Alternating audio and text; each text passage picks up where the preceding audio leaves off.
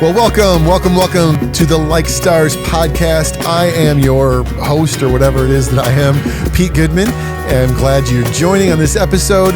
We are continuing today to dive into another sort of big theological idea. Every episode, a lot of times, is taking questions. Today is kind of focusing on one topic that built off the last episode. We're going to look at the idea of grace today. And before you kind of tune out, I've heard that before. This isn't your grandmother's Easter service talk about grace. It might be one of the more controversial episodes I've done. I have some things to say about the word grace that may not be things that some of you are used to or heard before, but I think they're important to understand about the history and the culture. So we're going to dive into that. As I say every episode, I'm really grateful for all of you that are listening. It's encouraging to me. It's a lot of fun. But I just want to remind you, if you're watching on YouTube, take a moment, just push that little thumb like button. Not because I have this drastic desire for the dopamine rush of seeing like buttons, although I guess it's nice. Really just because the more people that like, comment, share, all that kind of stuff, it helps more people see it. So I appreciate it. Any way you can interact. Also let you know if you're on YouTube or you're thinking about getting YouTube, along with the podcast, I have a bunch of other messages that I've given, especially here at the church I pastor, Rice City Church.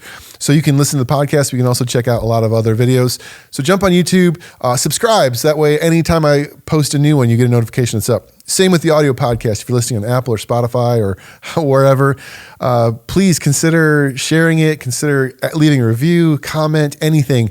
And however you're listening, I just want to remind you that the heartbeat of this whole podcast, sometimes like today, we have a very specific topic we're going to dive down, but a lot of times I'm just here to answer your questions. So keep them coming.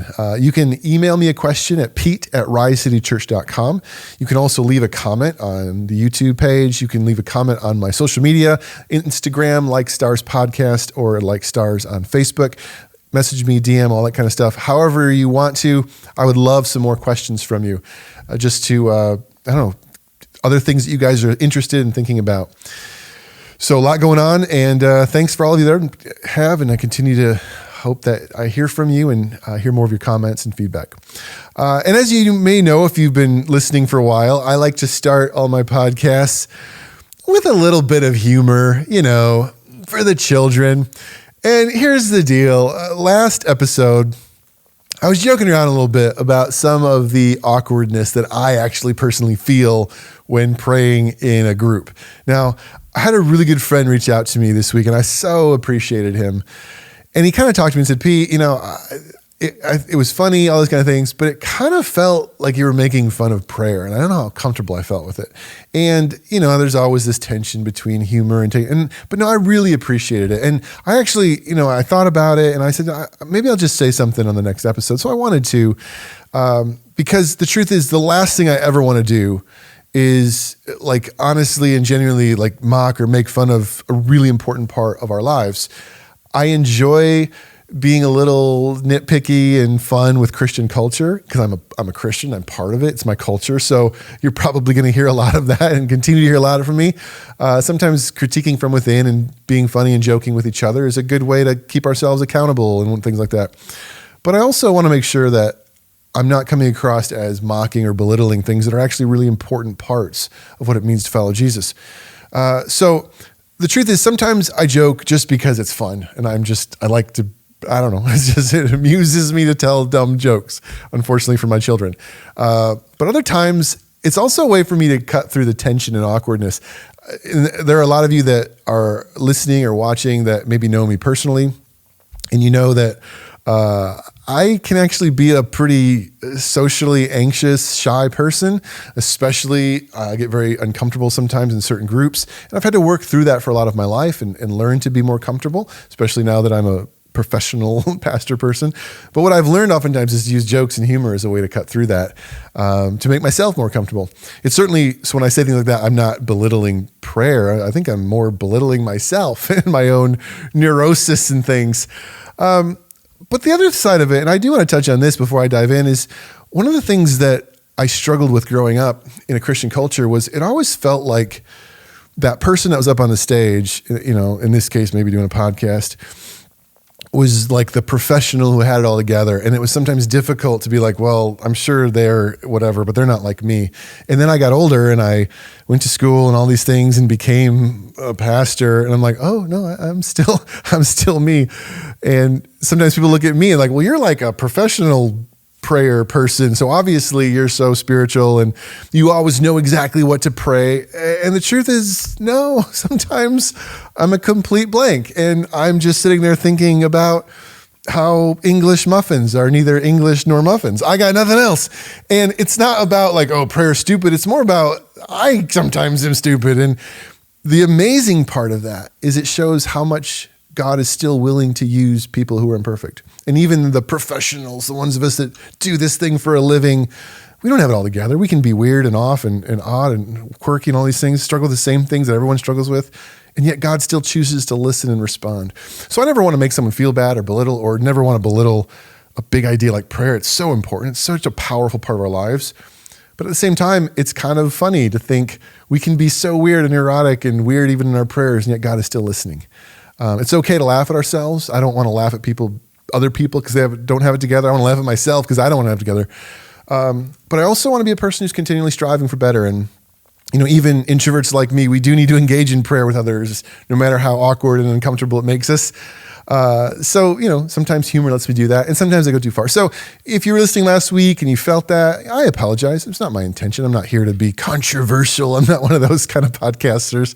Maybe controversial in some of my actual content. We're going to talk about grace in a way that may be odd for some of you today. But in my humor and stuff, hopefully that didn't rub you the wrong way. But I'll try to be more sensitive. But at the same time, I still love to joke around, so I don't think it's going to change. But thank you, my friend who reached out to me. And thank you for those of you that maybe heard it, weren't sure about it, but we're still like, oh, I think I know where Pete's coming from. So, I guess I don't have a sponsor today, but maybe my sponsor is, sorry about that. I'll try to do better. But all that being said, let's move on. Let's dive in. I appreciate the grace that you guys show me. How was that for a transition? You were wondering how I was going to We're going to talk about grace today. Now, the reason why I want to talk about grace today, sometimes I come with you and I have like, here's a question that came in this week or whatever. I don't actually have a question that was submitted. Nobody said, Pete, talk to us about grace. But the last episode on predestination really leads into it in ways that I think were important to talk about. And I already had it in my mind that I wanted to cover this topic. So we mentioned in the last episode about predestination, this idea, especially in a sort of a Calvinistic background, the belief that God determines in advance sort of who's going to be saved and who's not. And I kind of gave my take on that. You go back and listen to it if you missed it. But essentially, it really comes down, there's a place in Scripture where it really hits home, and this place is in Paul's letter to the church in Ephesus. Ephesians chapter 2, verse 8, it's a very famous passage. Paul says, you are saved by grace through faith, not by works. So we read that, and this is, I'm doing my best to represent what I would call like a Calvinistic predestination kind of stance, would say that verse is saying that grace is God giving you something that you didn't work for, you didn't earn it, you didn't do anything to deserve it. You don't play any part. It's not your work, it's not your effort, it's only grace. And that's what you're saved by. Well, if grace is completely one-sided, it's just God, you're not involved in it, you don't do it, you don't earn it, you don't respond to all those kind of things, and it's just him just making the decision, well, that would be fine if everybody was a Christian, but since only some people are Christians, if God is deciding salvation, then all the people who aren't Christians, he must have decided weren't going to be Christians. That's the logic of Calvinism, and honestly, there's a certain elegant logic to it. It makes sense if that's what those words mean. My take on it, and I talked about a little bit last episode, is the problem is not, okay, you're reading it that way. The problem is those words don't necessarily mean exactly what you're making them mean. You're missing some context. And I want to poke a few holes in that, starting with the word grace itself. And faith and works are other big parts of that. And I've done some stuff on faith, even on bonus episodes. You can check those out. But let's talk about grace. And I want to start with, I guess, a simple question. What is it? What is grace? What does the word grace mean? And in light of the Ephesians 2, saved by grace, predestination, a very common way that people have interpreted grace, and I've heard this a lot growing up, and I still hear it quite often, people define grace as unmerited favor. Unmerited, you didn't earn it, you didn't work for it, you're not involved in it, it's just here, you have nothing to do with it. And it primarily speaks of how God responds to humans apart from our work or our effort. Unmerited favor. No, that is not what the word grace means. I know, hang with me here. That is not what the word grace means. And here's why I'll make a distinction. Some people might say, well, that's what the biblical definition of grace is. That's the biblical definition of grace. And when I hear that phrase, I kind of get a little bit, no. There is no biblical definition of a word, okay? The Bible is not a dictionary. We don't look for definitions in the Bible the way that you open up Webster's and be like, oh, here's what the word means. The Bible is a collection of stories and letters and things written between real people. And when somebody writes another person a letter in order to tell them something, to communicate a truth, they don't make up new words. And they don't take a word that everybody knows and suddenly apply some unrealistic, unknowable meaning to it. They use words the way that people understood those words. So they understand what you're saying. When Paul wrote to the church in Ephesus, he didn't use the word grace in a way they were completely unfamiliar with, a biblical way. There was no Bible yet in the Old Testament. He used grace the way they understood it. You wouldn't change the word. So the question isn't, what does grace mean, quote, unquote, in the Bible? The question is, what did grace mean to the Bible's audience? The people who were writing the Bible and who the people were writing to, what did the word grace mean to them? And I've done that with faith as well in my whole thing about faith. The first century Roman Empire, where these scriptures were written, whether it was in Greek, the New Testament, or Latin, their common language of the day, what did this word mean to them? And I would argue it does not mean unmerited favor. The word simply means gift or favor. In Greek, the New Testament writing, it was charis or charis. In the Latin, which is common, prevalent today as well, they would use the word gratis or gratia, which might sound familiar to you because it's the closest we have to grace. Grace came from the Latin, but we also still use it sometimes, especially if you're a Spanish speaker, gracias, gracia, it's still very Italian, gratia. It means simply, and I stress the word simply, it just means gift or favor. It doesn't mean the words unmerited or unearned. It doesn't mean no strings attached. It just means gift. And that's important, okay? I want you to understand that. Because when Christians use the word grace, they have created they've created a definition, unmerited favor, that would have been foreign to the original authors and hearers of the New Testament. So if you want to know what grace actually meant to them, I might make the case, and I'm in a little stretch here, I think a better understanding of first century Roman Empire grace is found far less in modern day Christianity and actually found more in modern day Italian empires, specifically the Mafia. That's right. We're going to talk about the Mafia. Have you seen the movie The Godfather? All right. If not, something is wrong with you. Go watch The Godfather, parts 1 and 2. You can skip part 3. But in the movie The Godfather, which is one of the greatest movies ever made, there's this classic opening scene where Marlon Brando, the great Don Corleone, the Godfather, he's head of the Corleone crime family. And there's this moment where he's kind of holding court in his office during his daughter's wedding. And he's sitting back in his desk. And as he is, like person after person is coming into his office. He's got his goons around him and things. And each person is coming asking for something. Don Corleone, I need money. I need support. Or I want you to, whack my daughter's boyfriend. Like they're people who are looking for something from this man who has power and money and resources. And the reason they are is because every person that comes into his office is somebody who doesn't have power, who doesn't have a lot of resources. In the early 20th century streets of New York, these, street vendors and produce salesmen and things, they were just poor, common people who didn't have a lot of resources, and they're coming to this man of power and wealth. And what happens? Oh, Don Corleone, please do this thing. And he looks at him and says, if I do this thing for you, there may come a time in the future when I need a favor in return. There'll come a time one day when I'll call on you, but I'll do this thing. And how are you gonna do it? I'll make him an offer he can't refuse, right? Like the common classic mafia language.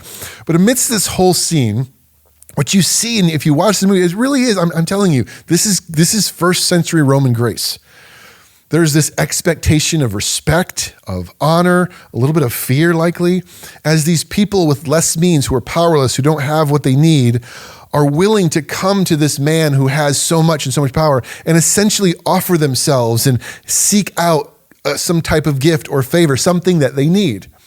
And sure enough, later in the film, what do you see? Don Corleone's son is killed, Sonny, and he calls on one of the men that he did a favor for, who was an undertaker, to take care of his son. I did a favor for you, now it's time for you to repay it. And here's the thing, and I mean this, The Godfather, in 1950s America, this group of Italian Romans looks a lot more like grace in the first century than how we often think of the word today. Now, hear me out before you accuse me of being a heretic and burn my podcast. Let me explain. Plus, if you burning my podcast would probably just you setting your phone on fire. I wouldn't do that. In the Greco-Roman world that this was all written, this took place, you had a very different dynamic going on about social stratospheres. Most of the world's wealth and resources were controlled by a very small minority. And some of you say, well, that's the way today, the 1%. Yeah, not quite. Listen, if you live in America, you're the 1%. Get over it. But the idea, though, is like there was no middle class. It was like there were a few super powerful rich and everybody else was just poor. And so if you were on that bottom rung, if you were one of the masses who had nothing and no ability, how would you ever hope to get ahead? What if you had a great need? What if you don't have insurance? You don't have anything? What if tragedy strikes and you just need money or you need resources?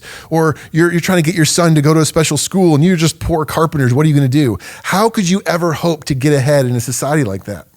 Well, you can't just go to the bank and necessarily ask for a loan. You don't have any collateral. Who are you? Well, here's the way it would work.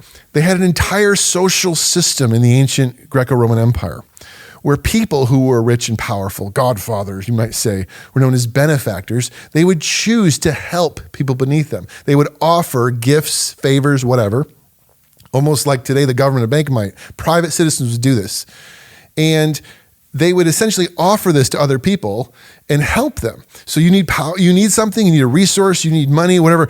You just like a common street vendor in the early 20th century New York, needing money, coming to a powerful gangster saying, please, can I help?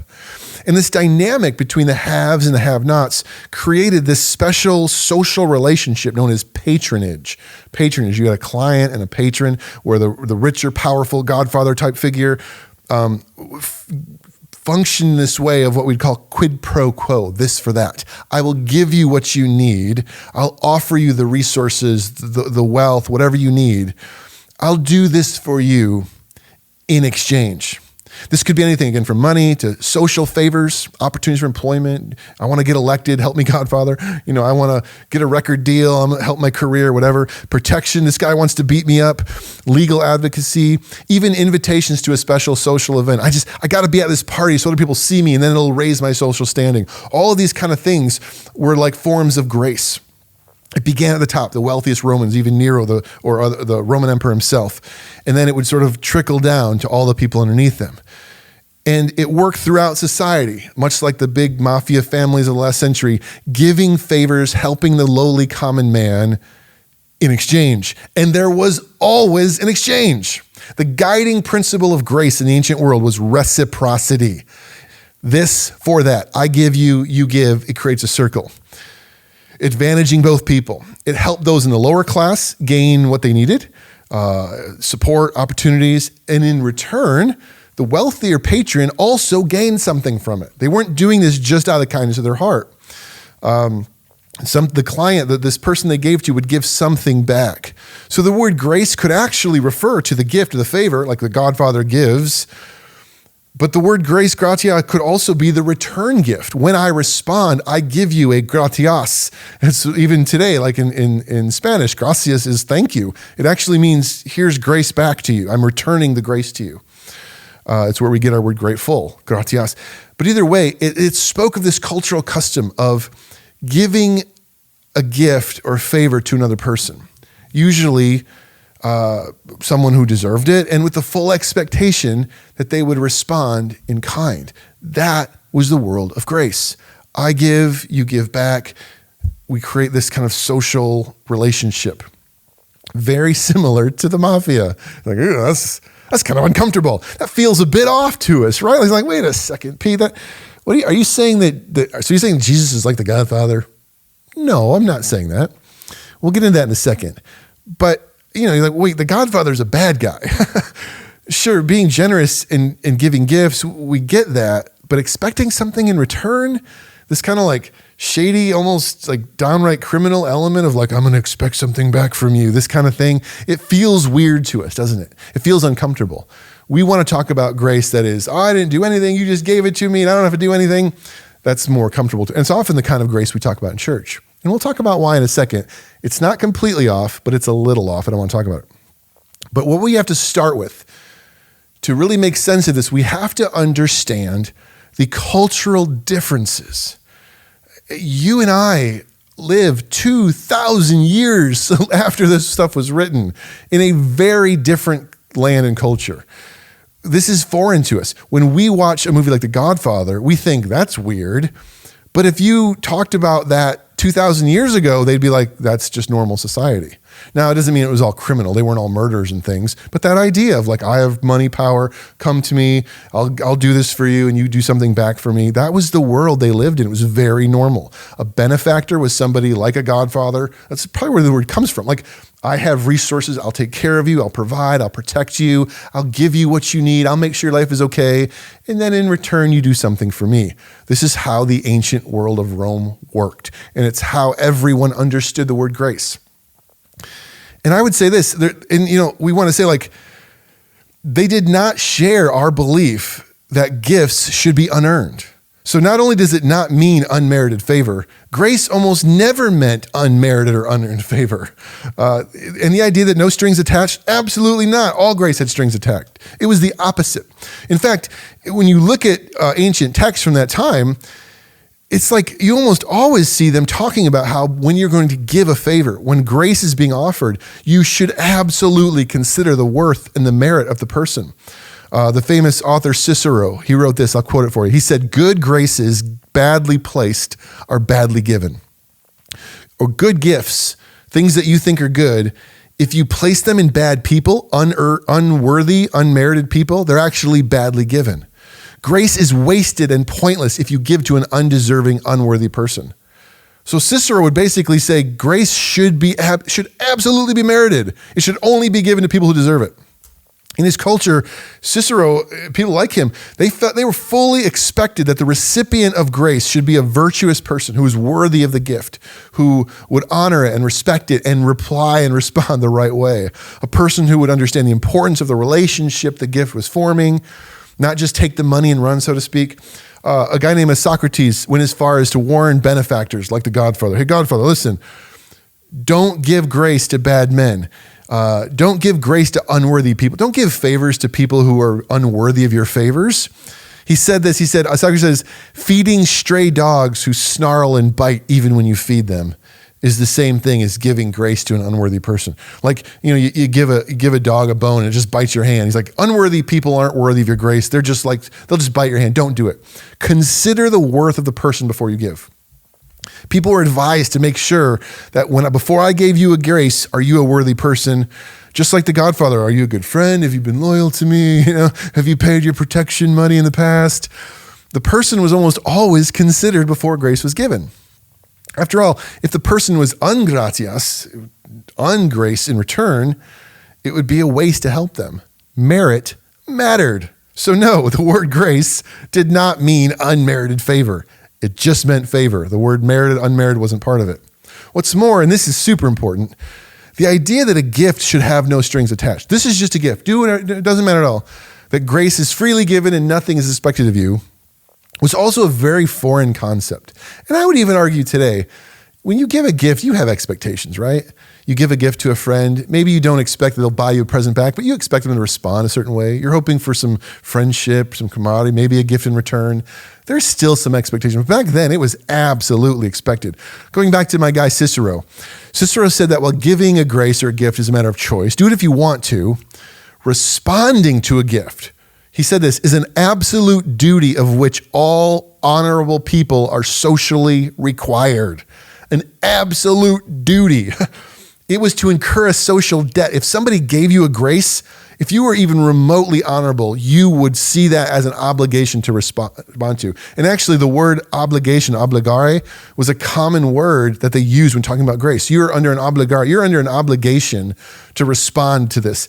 There's even references to rich people trying to ruin their enemies by giving them outlandish gifts that they were too poor to repay, and then it would bankrupt them because socially I have to respond to this grace, and I don't have that much money, so I'm borrowing, I'm selling everything I own to try to pay. They could actually do that to hurt each other. That wasn't the normal thing, but you were expected to respond. The famous author Seneca said, the person who intends to be gratias, return grace, immediately while receiving should turn his or her thought to repaying. Immediately. And he used again the word obligare, like you're under an obligation. As soon as you get a grace, you should immediately think about how you're going to repay it and return grace back to that person. So for the original readers of the New Testament, grace was always to be met with grace. It was a circle. You give grace, I return grace. And they knew that there were strong social sanctions for violating this. Expectations that if you don't return a grace, shame, social derision, a reputation of not being, no one's going to give you everything ever again. If you don't properly respond to grace, you'll never be given grace again because you'll be unworthy.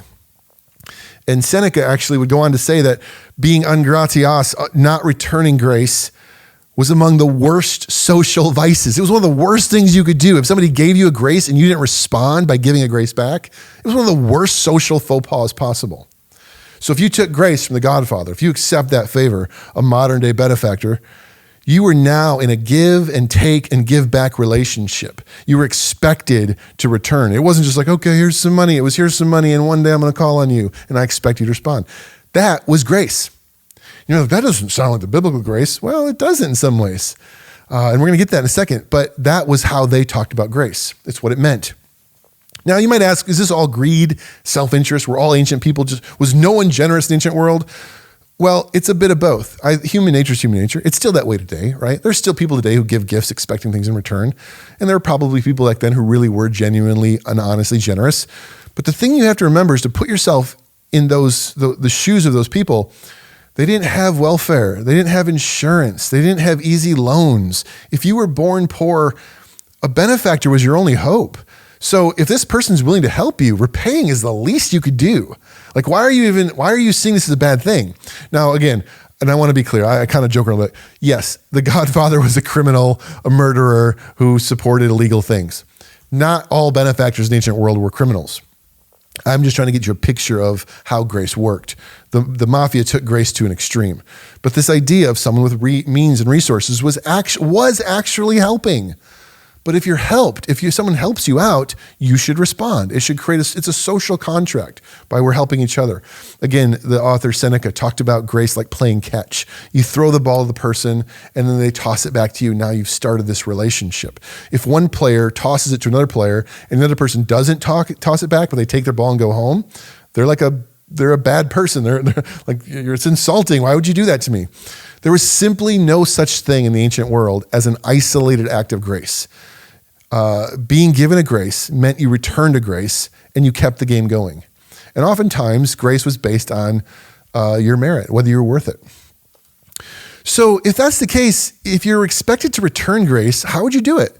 If I'm poor and like I'm like living on the streets and I'm coming to you for help, I can't pay you back. That's why I'm asking you. How would you repay a grace if you couldn't afford it? If you're equals and you're friends, you'd give it. But if there's a power dynamic and you're the poor person coming to the Godfather, you can't give it back one-to-one. What can you repay? Well, the scholar De Silva says there are three basic ways you could repay grace in the ancient world. De Silva says the first is just like the Godfather, again, very similar. The Roman culture was all about honor, respect, reputation, public persona, your honor in the society. So the most basic response you could give would be to offer your benefactor praise or public notoriety. Aristotle said that honor was the due reward for generous benefaction. If somebody was generous and a benefactor to you, giving them honor in the public sphere, tell the world about it, which is funny, right? We're like, well, if somebody gives you a gift, you're not supposed to brag about it. Back then you were. Aristotle gave me this wonderful thing. He's the most amazing person in the world. That was what you expected to do. Seneca said the recipient of an unrepayable grace, it's too big, I can't pay it back. He said you should publicize it as broadly as possible. He said not merely only in the hearing of the giver, but everywhere. So if you're a benefactor that wants honor and people to think good of you, giving good gifts to people actually would return public notoriety. People would think better of you. Oh, what a great person. Yeah, really good guy. This vocal support, sometimes political voting, they create this sort of network of helping people like get more popular, more famous. Oftentimes these people would have an entire entourage around town of all the people singing their praises, how great they are. Again, think about the Godfather, the Mafia, right? Like walking around in good suits, hey, Godfather, you're the best Godfather, right? They like that. They want the attention, notoriety. A lot of similarities to that. Along with praise and adoration, we're favors. You return favors. In the Godfather movie, when an undertaker comes to him and wants help with a difficult situation with his daughter, and the Godfather helps. Later in the movie, the Godfather's son dies, and he comes back to the undertaker. I helped you, now you help me. And he's obligated to do this thing for him. So giving some type of favor in return was a very common way of responding to grace. There's actually a verse in the Bible in Luke chapter 7. There's this story about a centurion who is coming wants to talk to Jesus. And the Jewish people say this in Luke 7. They say, he's deserving of help. They use this word deserving, for he loves our nation and has built our synagogues. Okay, he loves our nation. That's benefaction. That's a rich, powerful Roman doing good things for the Jewish people. And now he's cashing in a favor. It's reciprocal. He's given us grace. So Jesus, please help him. Take care of this guy. He wants to meet you. We're returning his grace by connecting him, doing a favor for him. Or like, again, when Marlon Brando calls in a favor. So you could give them praise, adoration, public honor. You could do favors for them. And here's maybe the biggest one. And I think the most important one, different scholars might talk about this. If you can't say anything good, you're not able to. And if you can't physically do anything, every act of grace, every benefactor who gives you anything, there's one key way you can always respond, and you were expected to respond, by giving faith. Faith, and I don't mean belief. Go back and listen or watch my workshop on faith. I mean as loyal, trustworthy friendship, commitment. Faith was like, I'm your man, right? You help me, I'm with you, I'm behind you. Seneca actually described returning grace by saying, if you wish to make a return for a grace, be willing to go into exile or pour forth your blood or undergo poverty or slanders to show proper gratitude. Seneca was basically saying, maybe you can't pay back financially, maybe you don't have any influence to talk great about in the public sector, but you better be a great friend who's willing to do anything. Like give your faith to this person.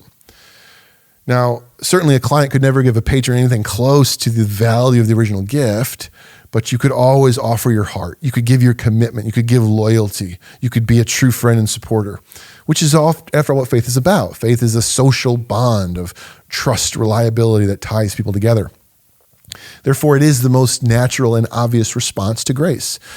When a benefactor gives you something amazing you can't pay back, you can at least offer back your heart and loyalty.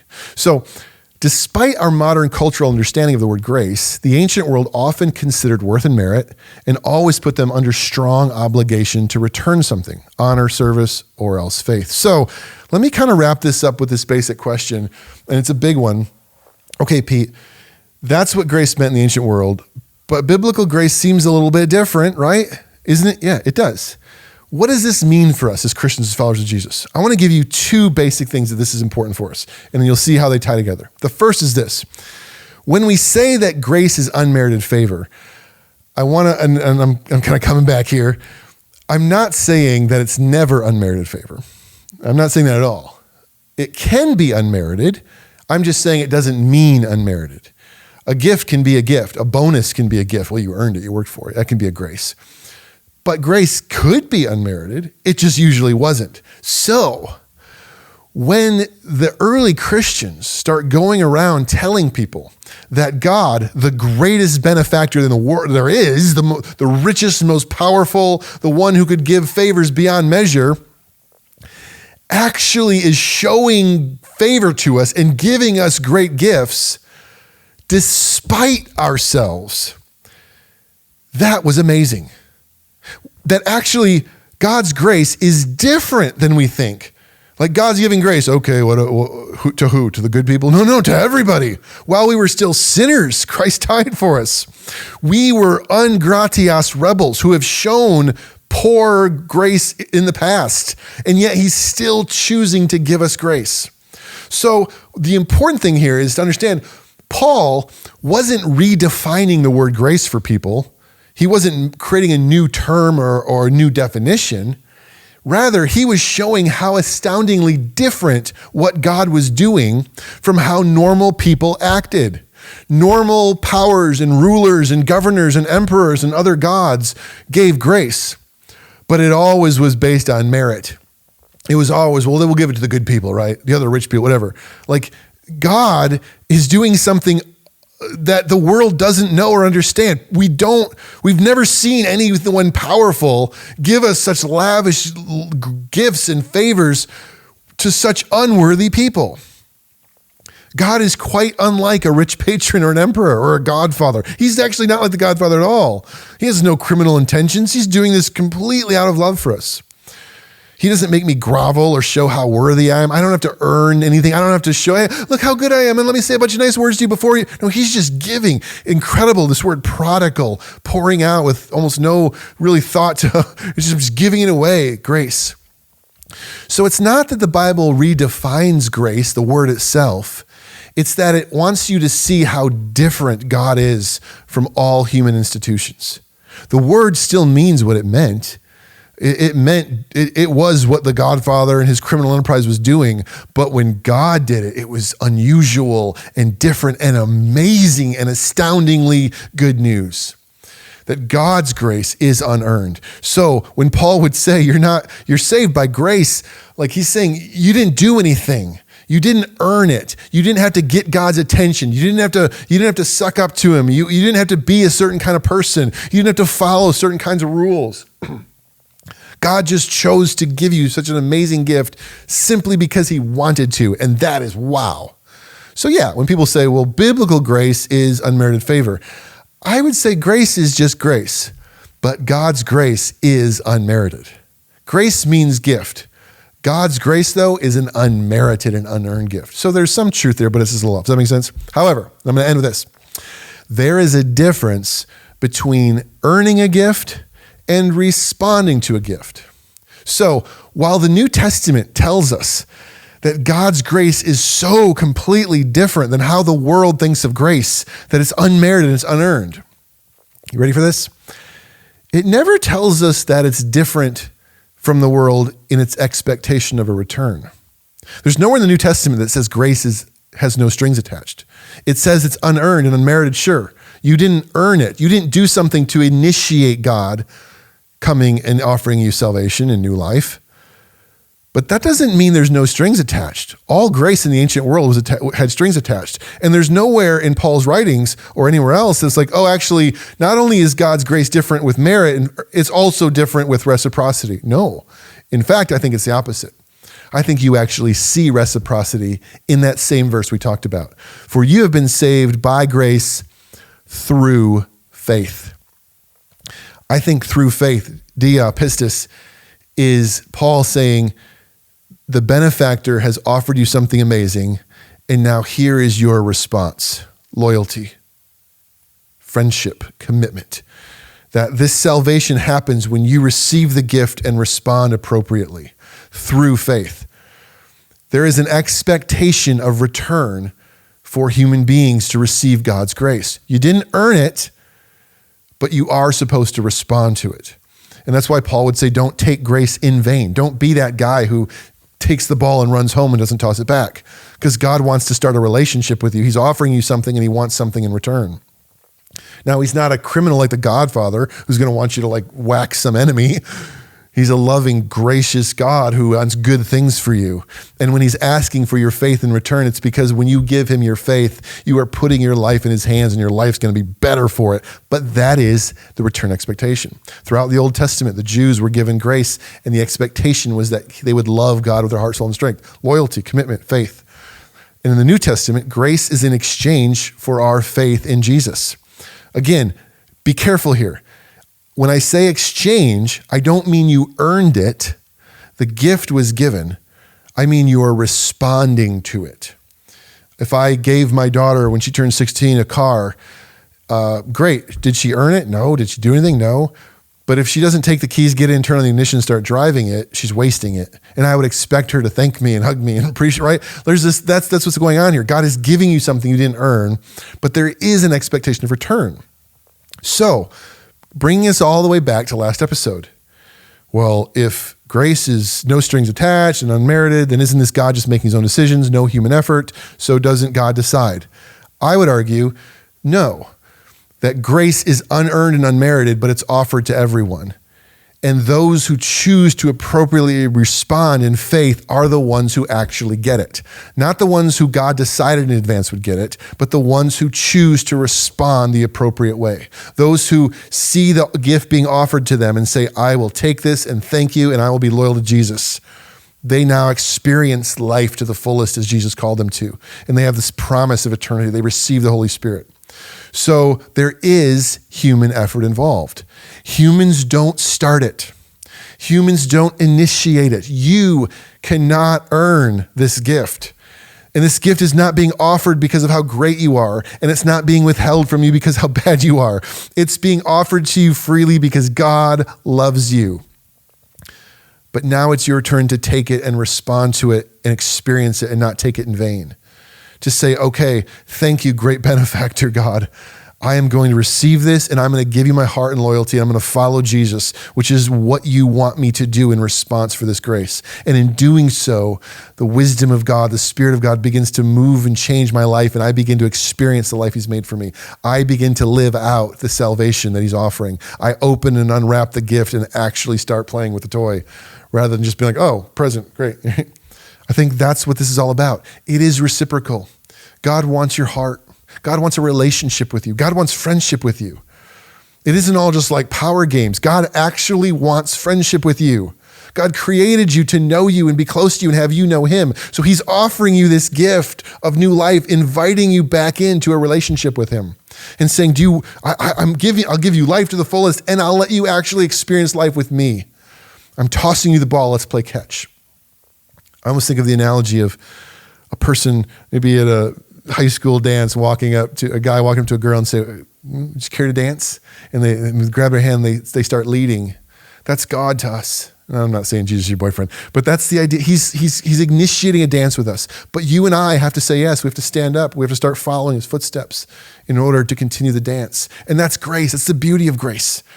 He's leading, he's starting it, but now we follow. So is God beginning it? Is God predetermining things? Does God have a plan and a will? Absolutely. Do humans have a part to play? Do humans have free will? Absolutely. We have to respond and start dancing with him. We have to return the grace. We're by grace through faith. We give the faith back to God. And now we have this relationship and this new life. We trust him, we obey him, we follow Jesus step by step in this dance of amazing, incredible life he's offering us. So it's not that you have no free will, nor is it that it's all you. God started it. The only reason we're dancing is because he walked up to us and said, I want to dance. So that's grace. Wait a second, Pete. You didn't finish the sentence. It says, not works. Isn't me choosing to dance work?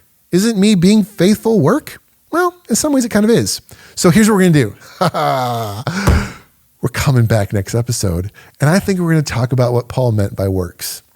We'll see how that goes. So hopefully this was helpful. I know it was a lot, it went a bit long, but yeah, we're going to jump back in on the next episode, and I'm going to talk about works, and it'll bring us back to the law a little bit, some other things. And maybe another question next week if something else comes in, because it won't be the whole time. All right, hope this was helpful. Thank you so much for joining us again. Please share this, like it, leave a comment.